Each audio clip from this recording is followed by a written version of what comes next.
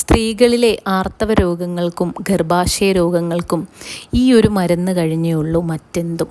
ഇതാണ് അശോകച്ചെത്തി. പലർക്കുമുള്ളൊരു സംശയമാണ് അശോകച്ചെത്തിയും അതുപോലെ തന്നെ ചെത്തിപ്പൂവും ഒന്നാണോ എന്നുള്ളത്. രണ്ടിനും ഒരേ സാമ്യമുള്ളത് കൊണ്ട് തന്നെ എല്ലാവർക്കും ഇതൊരു സംശയമായി തന്നെ നിലനിൽക്കുന്നു.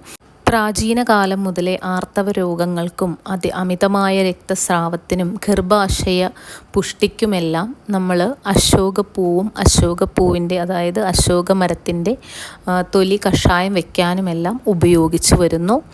ആ ശോകമില്ലാതാക്കുക എന്നുള്ളതാണ് ഈ ഒരു പേരുകൊണ്ട് നമ്മൾ ഉദ്ദേശിക്കുന്നത്. പ്രധാനമായും സ്ത്രീരോഗങ്ങൾക്ക് ഉപയോഗിക്കുന്നു. സ്ത്രീകൾക്കുണ്ടാകുന്ന രക്തസ്രാവം, വെള്ളപ്പോക്ക്, അതുപോലെ തന്നെ അതിആർത്തവം, അല്പാർത്തവം, ആർത്തവമില്ലായ്മ ഇത്തരം രോഗങ്ങൾക്കെല്ലാം തന്നെ പൂവും അതുപോലെ തന്നെ അതിൻ്റെ പട്ടയും ഉപയോഗിച്ച് വരുന്നു.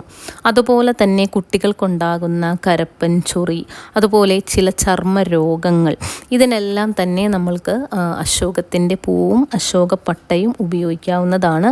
അശോകത്തിൻ്റെ പൂ ഉപയോഗിച്ച് വെളിച്ചെണ്ണ കാച്ചി വയ്ക്കുന്നത് വ്രണങ്ങളുടെ രോപണത്തിനും അതുപോലെ തന്നെ അർശസ് പോലുള്ള അസുഖങ്ങൾക്കും വളരെ ഗുണകരമാണ്.